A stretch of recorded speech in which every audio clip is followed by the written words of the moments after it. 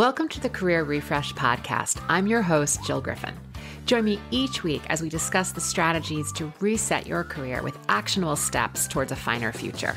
I've spent my career working my way up and through the ranks of global organizations and startups.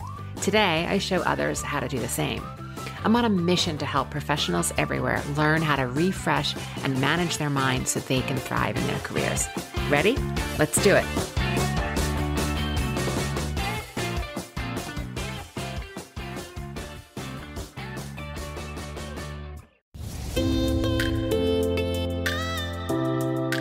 Hey there, I'm Jill Griffin, and this is the Career Refresh Podcast.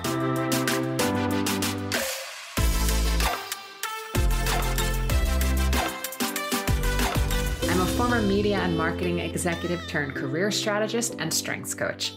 I spent my career working my way up and through the ranks of global organizations and startups. And today, I show others how to do the same. Join me each week as we discuss the strategies to leverage your strengths, increase your confidence and visibility, and reset your career with actionable steps towards a finer future. Ready? Let's do it.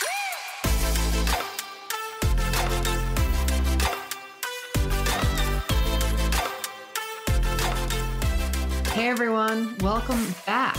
I'm glad you're here.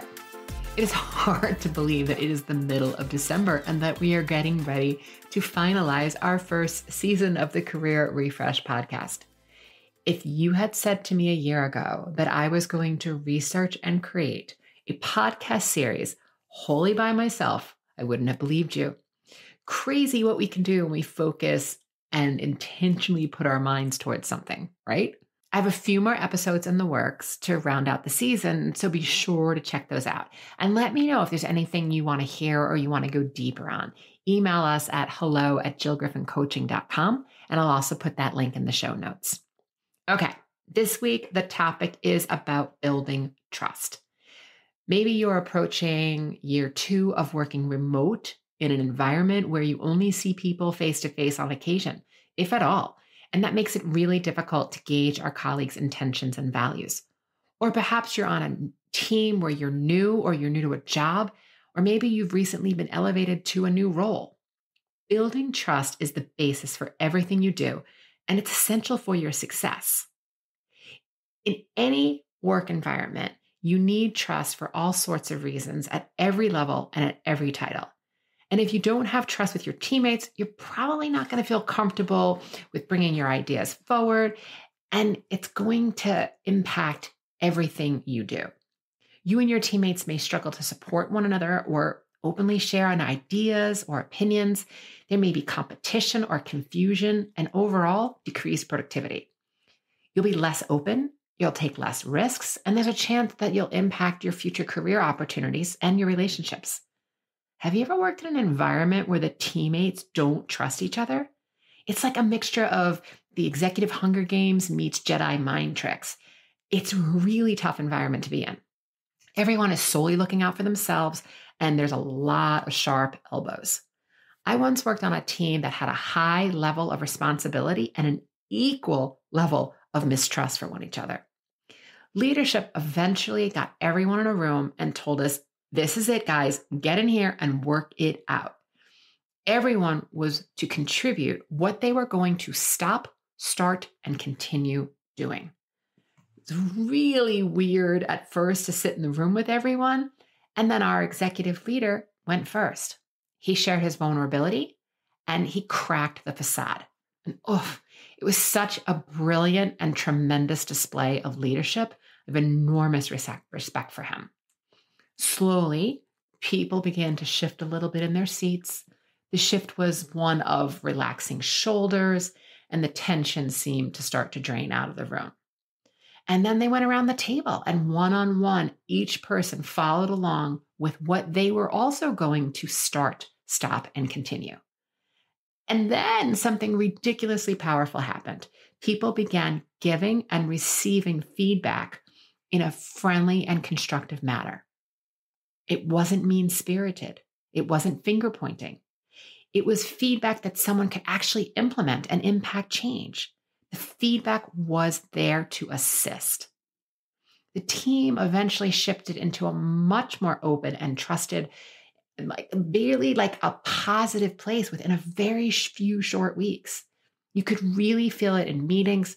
Our output was more collaborative, leading to much stronger results. And even our clients commented on the shift in perspective and deliverables. Erin Meyer and Reed Hastings of Netflix fame wrote a book called Netflix, The No Rules Rules and the Culture of Reinvention. The book is a great read, and it's especially a great read if you work at what I call an old guard company.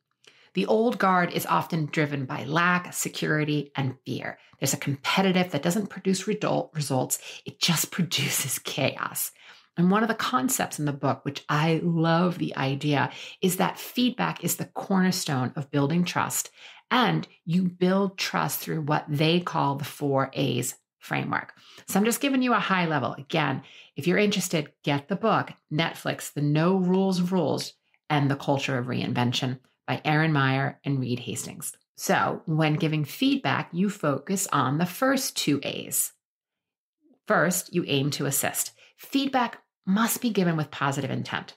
Giving feedback in order to get frustration off your chest, or intentionally hurting another person, or furthering your own political agenda is not going to be well tolerated. Second, your feedback needs to be actionable. It's focusing on what the recipient can do differently. And when you're receiving feedback, you focus on the remaining 2 A's. You appreciate it. I know, just bear with me. You appreciate the feedback, and you're going to need to fight the natural inclination to be defensive. And instead, ask yourself, how can I show up with appreciation for this feedback? And by carefully listening, consider the message with an opened mind. It is about having a growth mindset. And then the last A in receiving feedback is you accept it or discard it. The Netflix way is that you're going to get a lot of feedback and you're required to listen and consider it, but you are not required to follow it. You get to say thank you with sincerity, but both you and the provider must understand that the decision to react to the feedback is totally up to the recipient. So again, those 4 A's, starting from the top, are aim to assist. Feedback needs to be actionable. That's what you do when you're giving feedback. When you're receiving feedback, you appreciate it, you accept or discard it. I think it's brilliant. It's huge. If you can imagine, what if we were able to influence and create a culture that was able to implement and activate the 4 A's framework? Your effectiveness as a leader or an individual contributor will be measured on your ability to connect, communicate, collaborate, inspire, and empower others. Building trust is probably the most important capital you have. Trust is built slowly through repeated and consistent performance. And in traditional leadership models, trust is all about you, your mission, your style, your point of view, your flair. It's your show. This approach falls so ridiculously short in today's marketplace because it ain't all about you, people. If people think you are always care more about the impact to yourself versus the impact to others, it's going to be really hard to trust you. Today's leadership is about creating the capacity for others to be effective and to empower them to implement change. Leadership at all levels is about ensuring that the work gets done and that the priorities move forward, even when you're not in the Zoom room. So the only way to do this is to build a foundation of trust. Your energy, the language you choose, will help shape your trustworthiness. Making it all about you is a common mistake at both junior and senior levels. You think that you've been selected for a role, and what I see all too often is that you make it your show. Yeah, we want your excellence, your brain, your inspiration, your charisma, your vision, but we also want a culture of inclusion and belonging. I recently worked with a client who said that she struggled building trust with her team. She was often dinged for this personality trait when it came time for performance reviews. And on a sidebar, if you've been listening for a while, you already know that I think annual reviews are lazy, a time suck, and demotivating. They're lazy because we should be giving feedback regularly, and we don't because we think the behavior will improve on its own. They're a time suck because everyone runs around the last 4 weeks of the year or the fiscal deciding whether to give someone a rating of consistently meets expectations or always exceeds expectations. And then the recipient is wondering, why did they get a 2 versus a 3? Does this improve or help anyone improve? It doesn't. Okay, back to my client. Many of her challenges stemmed from making everything about her. And she repeatedly told me that she doesn't have nor want empathy. That would make her weak. The fascinating thing about her behavior was that she said she didn't care that she was known as being difficult, argumentative, defensive, and combative. She believed that since she was in charge, they all needed to get in line and follow her lead. There's an expression about power over or power with others, and she was firmly seated in a belief that she needed power over others. Over her tenure, she was less and less effective, and her leadership style resulted in continual turnover, really bad morale, decreased revenue and profits, and overall, the department was really suffering. And she told me that this was only a problem now because it was impacting her bank account. I find this fascinating, that she wasn't concerned with her behavior. I don't believe her, by the way, but that she was only concerned with the results that she was creating. She said she didn't care about the impact she had on other people because it was a job, not a hobby. Again, I had so much compassion for her because she was in this fear-based mindset and a fixed mindset. Through our work together, she began to see that she only thought she didn't really care. She actually spent most of her time at work anxious, concerned, afraid, and worried. She was stressed all the time. You could see it in her face, you could hear it in her voice and her actions. She kept asking me how could she be more confident so that she could be successful at her job. She was eager to fix it, but in the beginning, she didn't want to look at the reasons for why she was continuing to act this way. My client's logic was that she was just going to decide to not do it anymore. She was done. It was over. She said she was just going to bite her tongue and say nothing. And I joked with her that, yeah, that's like putting an octopus to bed. It's going to come up somewhere. Good luck with that. If you don't know the starting point, how can you remeasure where you're going? Through our work, she finally came to realize that changing the behavior, she needed to get clear on her thoughts and feelings that she was having in order to understand the actions that she was taking. She began to uncover the various microaggressions that she was exhibiting all day long that were coming from fear on her part and anxiety, but they were also breaking trust with her team. So in order to build or rebuild trust, it's so important to know what actually breaks it. So here are a few common ways in which you may break trust with your teammates. You're distracted in Zoom meetings. This typically happens because you're a quick read, you're a quick start, a quick learner, and you got it. You got it quickly and you moved on mentally. But not everyone is as quick to get it as you, and they now see that you're disengaged. You think being transparent and authentic means you have to share exactly what you are thinking. Well, I'll offer you that sometimes it's not effective to share everything you're thinking. And you're not being fake. You're just pivoting based on an advanced self-awareness. Let's say that someone says something to you that you find off-putting. If you think you need to respond authentically or with transparency, okay, but what if you're just overreacting? Self-awareness can help you filter and get to a professional response that you don't overreact. When you're doing something in a new way, say, rethinking transparency, it's going to feel awkward at first. It's not going to feel authentic until you practice it and find sort of a neutral executive presence that feels authentically yours. And if you want more on executive presence, check out episode 42. I go a deep dive on that topic. I'll put that link in the show notes. The third way that a microaggression may show up in which breaches trust is that you continue to shut down your camera in a culture where its cameras on is the norm. Another way is in group settings, you're always on your device.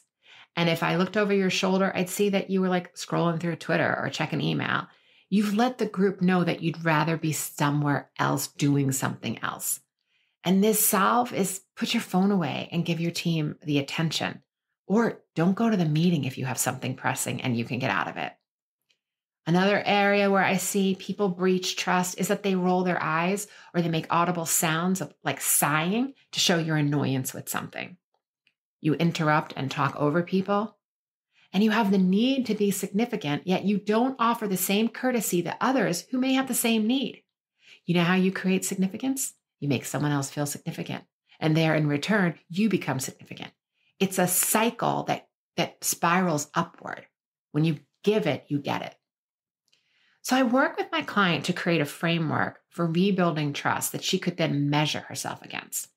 And when we looked at where she was, we were ensuring that she was reliable with her words and actions. She was accountable for her mistakes. She was operating at a high level of integrity, continually to work on being non-judgmental and being in reciprocity, giving people the benefit of the doubt, thinking the best of others versus the worst, a generosity of spirit. She did weekly evaluations on her behavior, and that awareness created the change. And I have so much love for her, and I'm pleased to say that she is back on track, as is her team's performance. She did a ton of work. I really am proud of her. And she showed us all that change is possible.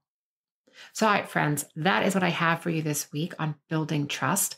Before you go, I want to let you know that I'm launching a career strengths group coaching program that will help you leverage your strengths, get clear on your skills and values, plus help you create a career narrative. And all of that is essential, especially if you are looking for an internal opportunity, interviewing for a new job, or making a career change. I'm going to put the link to get on the list for more information in the show notes. Have a great weekend, and I'll see you next time. Thanks for listening to the Career Refresh podcast. If you're enjoying this podcast and you want more career and mindset tips, get on my email list by going to jillgriffincoaching.com. I'll also put that link in the show notes. But before you go, please rate and review this podcast, as it helps me get the word out to people everywhere so they can also thrive in the workplace.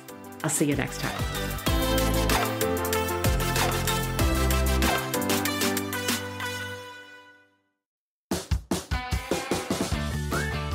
Hey, thanks for listening to the Career Refresh podcast. If you're enjoying this podcast and you want more career and mindset tips, get on my email list by going to jillgriffincoaching.com.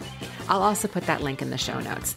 But before you go, please rate and review this podcast, as it helps me get the word out to people everywhere so they can thrive in the workplace. I'll see you next time.